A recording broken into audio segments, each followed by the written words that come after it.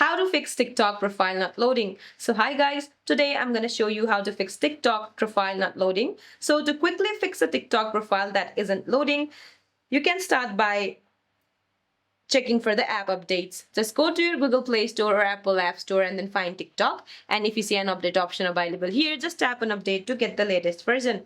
Now the next thing what you can do is restart the app.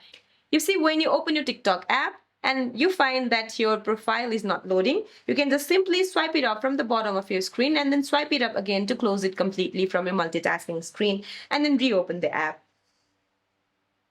Now the next thing what you can do is toggle the internet.